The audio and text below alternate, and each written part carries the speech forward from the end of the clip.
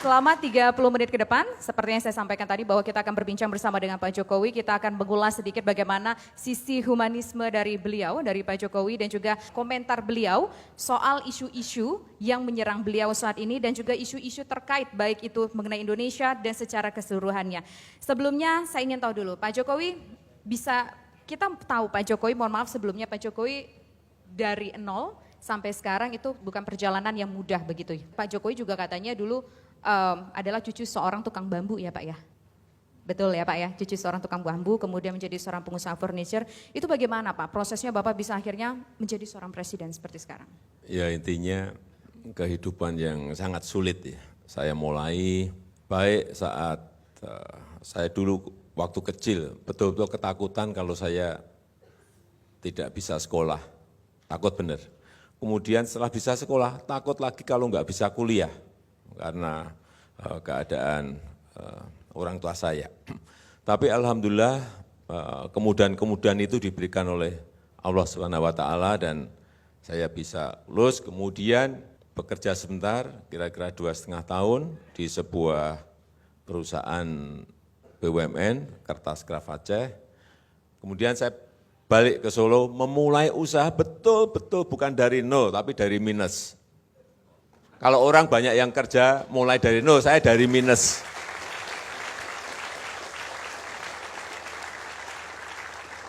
Saya tidak memiliki agunan, nggak memiliki jaminan, nggak memiliki kolateral untuk pinjam di bank. Sehingga saat itu saya memulai pinjamnya karena kepercayaan. Betul-betul saya memulai dari usaha mikro, naik menjadi usaha kecil, naik menjadi usaha menengah, dan ini mungkin yang muda-muda perlu tahu sedikit, bahwa keuletan, bahwa tahan banting, bahwa jungkir balik itu justru akan mematangkan kita. Jangan takut menghadapi sebuah proses-proses yang sulit. Semakin itu sering kita hadapi, semakin akan matang kita, semakin akan kita nantinya apabila ada gelombang besar datang, kita akan tetap tegak berdiri kokoh karena memang kita sudah terlatih dengan kesulitan-kesulitan. Tidak bisa semua hal itu instan. Ada orang yang ngomong nanti langsung sejahtera, enggak ada. Ada omong langsung nanti barang-barang murah, enggak ada, itu percaya. Negara ini besar. Untuk menjadi sebuah negara maju, membutuhkan tahapan-tahapan besar. Tahapan apa Pak kira-kira yang mungkin akan Bapak lakukan ataupun tahapan apa lagi yang harus ditambahkan untuk mensejahterakan masyarakat Indonesia, memajukan Indonesia dari segala aspek Pak?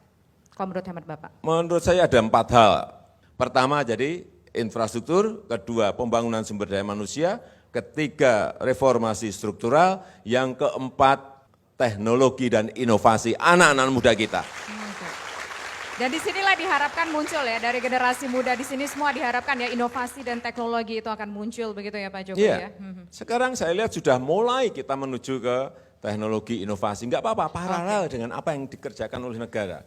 Kita mengerjakan infrastrukturnya, kita mengerjakan pembangunan SDM-nya, melakukan reformasi struktural, tapi juga anak-anak muda kita mulai masuk ke sana. Kita lihat sekarang startup kita, unicorn kita juga mulai muncul di papan-papan atas regional maupun internasional. Beberapa kali Pak Jokowi tadi menyebut soal infrastruktur, begitu ya Pak ya. Kita juga tahu bahwa infrastruktur ini merupakan concern dari Pak Jokowi selama menjadi presiden. Tapi ada yang menilai begini loh Pak, kesuksesan infrastruktur yang sekarang yang sudah banyak diresmikan di mana-mana, itu Pak Jokowi cuma melanjutkan saja dari sebelum-sebelumnya berpuluh tahun yang belum tergarap dengan sempurna, belum selesai, ya udah Pak Jokowi lanjutin. Mohon maaf Pak, ada yang bilang begini, ada salah satu nih Pak ya yang mengatakan seorang politisi, saya tidak perlu menyebutkan namanya siapa, Pak Jokowi cuma perannya gunting pita doang gitu.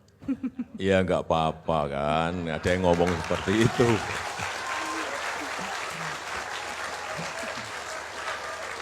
Tapi memang kita ini sebetulnya sudah lama memiliki rencana itu. Tetapi sebuah rencana kalau tidak dieksekusi dengan keputusan politik ya enggak akan jalan.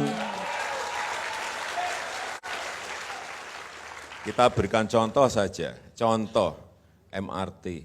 Itu sudah itu sudah direncanakan sejak tahun 1995-96, sudah direncanakan. Tapi kalau tidak dieksekusi, ya mana bisa barangnya jadi. Jalan tol antara pucuk barat Jawa sampai pucuk timur Jawa, ya itu sudah direncanakan lama. Jangan dibilang itu belum direncanakan, sudah, tapi kalau tidak dieksekusi di lapangan, ada problem di lapangan tidak diselesaikan, ya nggak akan tembus jalan tol itu. Oke. Sehingga kenapa saya selalu coba cek aja, siapa sih seorang presiden yang datang ke jalan tol Trans Sumatera. Saya datang mungkin lebih dari 6 kali di jalan tol itu. Bukan hanya groundbreaking saja, kalau groundbreaking nanti pulang nggak dikerjain, nggak tahu kita. Tapi kita groundbreaking, kita datangi, kita cek, kita kontrol agar sesuai dengan target-target waktu. Kalau saya datang ke sana, misalnya 6 kali, menterinya saya pastikan datang 12 kali.